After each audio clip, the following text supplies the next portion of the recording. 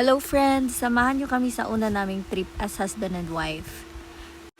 1 week after our wedding, we traveled back to our venue to process some papers. And syempre, hindi namin palalagpasin yung panahong to kasi sobrang bilis naming nag-process ng papers namin. Kaya pinuntahan namin yung Linaw Cave, which is located at Calikuan. So, mga 30 minutes away lang siya from our wedding venue.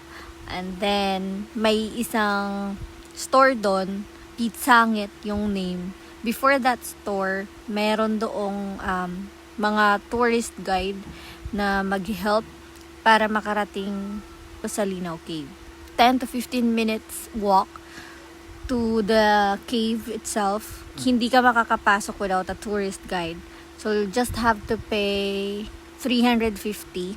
A bit 25 pesos is for the entrance and then the rest is for the tour guide. Kasama na namin dito yung tour guide namin. At ang dami naming tanong sa kanya. Una, kung marami bang taong pumupunta. So far that day, pang-anim kaming team na pumunta sa Linaw Cave. And then, we asked kailan na-discover yung Linaw Cave at na-discover siya right after Yolanda, the super typhoon. Tapos, napag-usapan namin bakit Linaw Cave yung pinangalan. Kasi daw, sobrang linaw ng tubig. At you guys, hindi talaga kami binigo. Sobrang linaw talaga ng tubig. Pero bago yan, bago ang lahat-lahat, bago kami nakahanap ng tour guide dito, sinubukan namin maglakad papunta doon on our own. And then, halfway, we turn back. Kasi, baka delikado kasi nga, walang katao-tao, sobrang tahimik. Tapos may part na na covered na talaga siya ng mga puno. Na yung feels niya, lumalamig na yung surroundings and dumidilim siya. Kasi nga, madadaanan mo yung forest area talaga. Kasi mararamdaman mo na yung lamig ng tubig. And then, buti na lang, bumalik talaga kami para maghanap ng tour guide. Kasi kung sumulong kami doon, hindi kami makakapasok kasi nga, mayroon siyang parang gate na ginawa ng the local government. Ginawa nila ng gate para din sa safety ng mga taong mag-a-attempt pumunta. Kasi hindi nga siya basta-basta. Maliban sa etong way na parang forest na talaga siya or other dimension kung nandun ka. Ang ganda ng weather. At sobrang yung daan kasi ang daming matutulis na bato. So, kailangan naka-shoes ka or naka-close shoes or at least slippers, ganon. Para lang safe yung mga paa at daliri nyo kapag dadaan kayo sa mga bato-bato. Tapos yung part na mayroong paakyat na, tapos pababa, gano'n. Tsaka medyo dumidilim na yung paligid. Ibig sabihin nun ay malapit na kayo sa cave. Tingnan nyo naman yung mga bato, oh. At may 3 wild monkeys talaga kaming nakita dito. Nakaka-amaze, diba? Imagine mo, akala ng mga tao nun, mawawala na yung part ng Giwan. May part ng Giwan na muntik nang mawala sa map during Yolanda or after Yolanda. Kasi lumubog nga yung isang island na tatawirin after Calikuan. But then, even the worst thing can be beautiful as well. Given that after the disaster, you can see a lot of new beaches and caves and also cold springs like this. Kaya naman, kahit na ano pa man ang iyong pinagdadaanan, hindi man maganda ang mga nangyayari sa buhay mo or sa tingin mo ay hopeless na, huwag kang mawala ng pag-asa dahil perfect example nga ang nangyari after Yolanda. Ang dami ding mga magagandang lumabas, mga magagandang mga nangyari.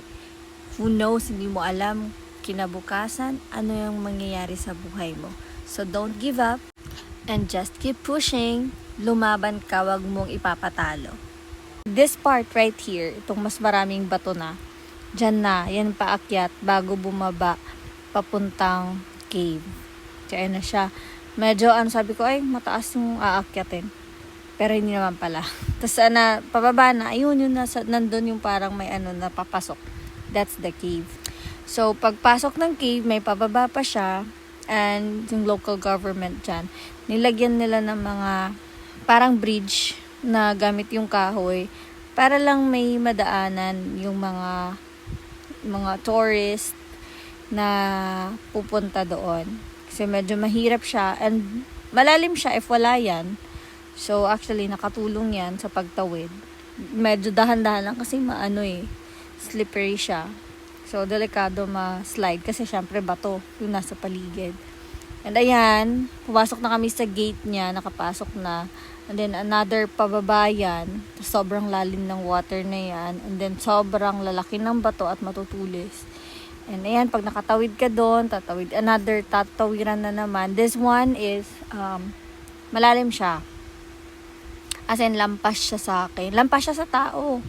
Pero dahil may bridge nga na nilagay doon, kaya ayan. And pagpasok doon, pag nalampasan mo na yung part doon, yung doon na part na may bridge na malalim, ayan na siya. Buti na lang may life jacket ako kasi kung hindi ako lulutang. So yung life jacket will cost like 50 pesos actually. Additional 50 pesos lang doon sa binayad na entrance. So far, yung binayad namin dito is 500. Ganun. Lahat-lahat na yun. Nagbigay kasi kami ng tip sa tour guide namin kasi ang bait niya. Pinahiram niya kami ng tsinelas nung naghubad kami ng shoes kasi nga mababasa yung shoes namin kapag hindi namin tanggalin. Tapos nung pagbaba namin dyan, hindi na kami sinamahan ng tour guide namin. Hinayaan na kami mag-enjoy at magkaroon ng privacy at moment. Talagang na-enjoy namin at nagpalutang-lutang ako dyan dahil may life jacket ako. Salamat sa panonood!